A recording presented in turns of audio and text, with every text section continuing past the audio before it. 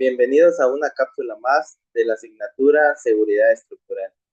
Yo soy el maestro Alberto Zapata Valencia. Cápsula 15. Iniciaremos con el predimensionamiento estructural, que son los criterios básicos para iniciar con lo que es la evaluación de los criterios estructurales de dimensionamiento. El concepto: el predimensionamiento estructural es la etapa inicial del diseño donde se estiman las dimensiones preliminares de los elementos de una edificación. Recordemos los elementos vistos, las vigas, columnas, losas, zapatas, para realizar el análisis de cargas y verificar su estabilidad. A continuación, se detallan los criterios técnicos en estructuras de concreto armado y acero, los cuales, recordemos que son criterios para iniciar una iteración de condiciones.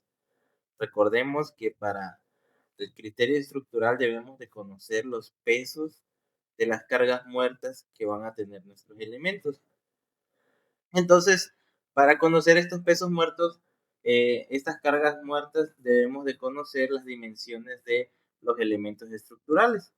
Claro que para esto debemos iniciar con un criterio de este dimensionamiento, y es lo que vamos a revisar en estas cápsulas faltantes. En el esquema podemos ver pues una viga, normalmente tienen esta forma rectangular, y vamos a ver los criterios por los cuales se determina H y P. En concreto armado es el sistema más común en edificaciones residenciales y comerciales. Los criterios se basan principalmente en la longitud de los claros y las cargas tributales.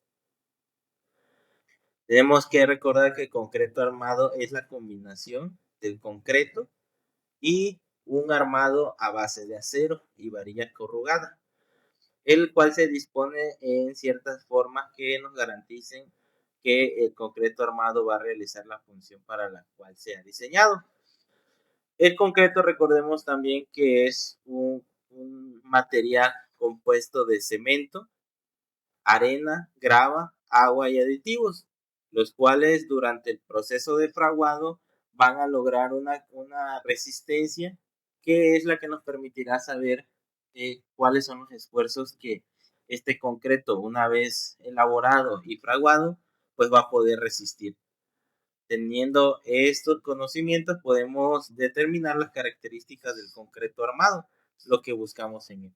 La parte del concreto nos va a dar la resistencia a la compresión, y la parte del acero corrugado y distribuido dentro del concreto nos va a dar la parte de la resistencia a la flexión, las cuales son cargas que se van a determinar durante el diseño estructural, y para lo cual pues tenemos que conocer la distribución que va a tener estos elementos, que vamos a continuar con el predimensionamiento.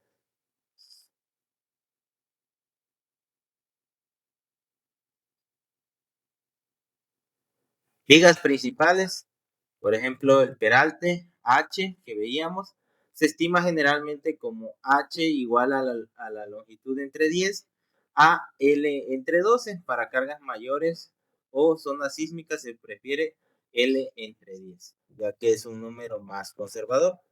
Y recordemos que estos criterios son para iniciar el análisis final estructural.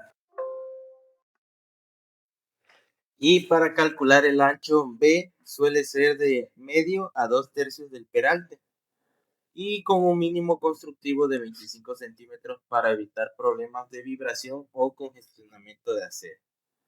Claro que estas consideraciones no debemos de olvidar que son predimensionamientos y son criterios, es decir, que pueden existir otros tipos de criterios que nos podemos basar pues en la experiencia del personal que realiza estos diseños.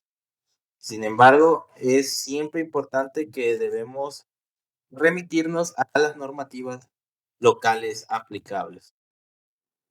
Para losas, en el caso de losas aligeradas, El espesor típico se calcula como H va a ser igual a L entre 25 y normalmente está dado por espesores comerciales comunes como 17, 20 centímetros, 25 y 30 centímetros.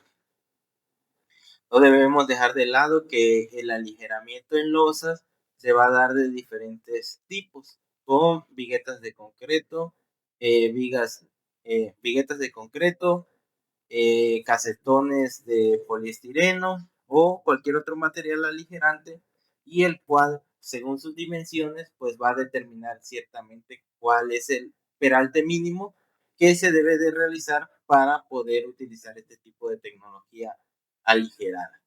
Y el más común y el más básico de todos, las losas macizas, donde el espesor suele ser H igual a L entre 40. Nuevamente, no podemos dejar de lado que las normativas prevalecerán en los diseños finales para poder realizar estos elementos estructurales, y sobre todo que estamos considerando que vamos a trabajar con concreto armado. Para columnas de concreto armado, pues tenemos que el predimensionamiento de columnas de concreto armado estima sus dimensiones iniciales AG basándose en el área tributaria. Ya veíamos en cápsulas pasadas que el área tributaria es la cantidad de peso que va a ser distribuido hacia la columna del elemento que esté soportando. Entonces, basándose en el área tributaria, en la carga de servicio, el número de pisos y la resistencia del concreto. La fórmula básica para calcular el área va a ser esta carga de servicio entre un factor alfa por la F'C, que se refiere a la resistencia del concreto, donde alfa varía según la posición que tenga la columna dentro del edificio. Tenemos con valores de 0.45 para columnas centrales, de 0.35 para columnas perimetrales y de 0.20 a 0.30 para columnas esquineras. La dimensión mínima suele ser de 25 por 25 o de 30 por 30 según las normas locales. Tenemos como por ejemplo las NEC y las ACI, que son de diferentes países. Así, haciendo mención a que cada país, a cada localidad, tendrá sus normas técnicas vigentes. Y en el esquema podemos ver que la forma de las columnas varía en gran proporcionalidad a el uso que tenga. Muchas veces puede predominar el diseño estético o simple y sencillamente algún atributo que considere en específico el tipo de columna, siendo las más normales las de tipo circular y las de tipo rectangular. Para las zapatas, el predimensionamiento de zapatas de concreto armado busca estimar el área de planta, en este caso denominado AZ, y el espesor H inicial, garantizando la estabilidad y evitando el punzonamiento. La estabilidad se refiere a que no existan efectos de volteo debido a las fuerzas que puedan generar una torsión en la zapata, y el punzonamiento se refiere a que la columna que llega a la zapata no provoque una ruptura de la zapata en la zona de contacto entre la columna y la zapata. Es similar a que un alfiler entre dentro de una tela. Debemos de lograr evitar que la columna pues traspase la zapata, para que así la zapata pueda cumplir el propósito de cargar la columna y posteriormente distribuir el peso hacia el suelo. Entonces, este predimensionamiento se basa en dividir la carga de servicio, denominada PS, entre la capacidad portante admisible del suelo, generalmente usando la fórmula AZ va a ser igual a PZ entre landa admisible, con un peralte mínimo recomendado de 0.5 metros para zapatas aisladas. Recordemos también que va a depender del tipo de zapata que va a resultar en el predimensionamiento. Y bueno, para poder lograr esto, pues ya mencionábamos los datos de las cargas, los datos del concreto y los datos del suelo en el cual la zapata será asentada. En estructuras de acero, el predimensionamiento en acero se enfoca en controlar la deflexión y evitar el pandeo. Normalmente son elementos más esbeltos que los que podamos conseguir con concreto armado. Entonces, para vigas principales, la altura H se estima dividiendo la luz entre 9 y 12. Esto es decir, H va a ser un aproximado a L entre 9 a L entre 12. Otra referencia nos puede indicar que H puede ser igual a L entre 20 y el H del patín H entre 12. Para vigas secundarias, el peralte se calcula dividiendo la longitud entre 24. Para la deflexión o para garantizar que no haya deflexión, los paratechos, el límite de deflexión suele ser L entre 360 para carga viva o L entre 240 para carga total. Las columnas de acero, el peralte o la altura, una fórmula empírica es dividir la altura del entrepiso entre 8. Para esbeltez es crucial verificar la esbeltez para evitar el pandeo, y el diseño pues se busca que la suma de las cargas dividida por la resistencia minorada sea menor a 1. No debemos de olvidar que la resistencia minorada se logra utilizando los factores que son determinados por los códigos de construcción en cada una de las localidades. Y pasos del proceso de diseño. Bueno, para llegar a un diseño final, el predimensionamiento es solo el primer paso de un ciclo iterativo. Ya lo mencionábamos al inicio. Este ciclo iterativo inicia con la estructuración, es decir, definir el esqueleto resistente.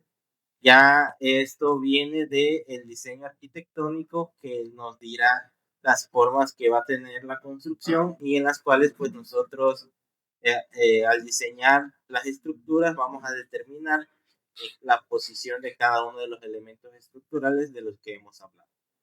Una vez teniendo el esqueleto resistente, debemos de proceder a un predimensionamiento, que es la estimación de los tamaños iniciales, luego el metrado de cargas, es decir, el cálculo de pesos muertos y vivos, y posteriormente hacer un análisis estructural, para lo cual se recomienda el uso de software para verificar esfuerzos y desplazamientos, y posteriormente, una vez que acreditemos que el diseño cumple con todos los requisitos de las normas y códigos vigentes, logramos un diseño final y detallado, ajustando las dimensiones y el dibujo de los planos. Criterios de rigidez lateral. Esto en zonas sísmicas, el tamaño de los elementos no lo determina la carga vertical, es decir, la gravedad, sino la necesidad de que el edificio no se balancee excesivamente. Recordemos que el sismo afecta de forma horizontal a la estructura en su base, ya que la carga que se distribuye proviene del movimiento del suelo. Y las columnas entonces deben, en edificios altos, para edificios de más de 10 niveles, el predimensionamiento por carga axial suele ser insuficiente, por lo que se recomienda que la sección de la columna represente al menos el 1 al 2% del área construida de la planta para garantizar estabilidad lateral. Muros de cortante o placas. Si el edificio es esbelto, se deben incluir muros de concreto. Una regla práctica es que la longitud total de muros en cada dirección sea al menos el 1.5% del área. Predimensionamiento por servicialidad, es decir, las deflexiones y vibraciones. Un error común es predimensionar elementos que resisten el peso, pero vibran o se flectan visualmente. Lo veíamos en una de las cápsulas pasadas, como el que se pandee una losa, pues puede ser motivo de que pierda funcionalidad. Entonces, para evitar eso, las vigas de gran claro, L debe de ser mayor a 8 para considerarlo así. se recomiendan usar vigas postensadas o perfiles de acero de alta resistencia. El peralte en estos casos sube a L entre 18 para evitar que los usuarios sientan vibraciones al caminar. Relación de esbeltez. En columnas de acero, para evitar el pandeo prematuro, se busca que la relación KL entre R sea cercana a 120 para eficiencia económica, aunque el límite normativo sea mayor. Consideraciones de materiales modernos. Bueno, inicialmente con los concretos de alta resistencia, si utilizas concretos superiores a 350 kilogramos por centímetro cuadrado, puedes reducir las secciones de las columnas hasta en un 20% comparado con el concreto convencional, ganando área vendible en el proyecto. Y un acero de grado 65. En estructuras metálicas, el uso de acero de mayor fluencia permite reducir el espesor de las placas de conexión, simplificando la soldadura. Con estos criterios terminamos la cápsula. Seguiremos en criterios de predimensionamiento en la que sí.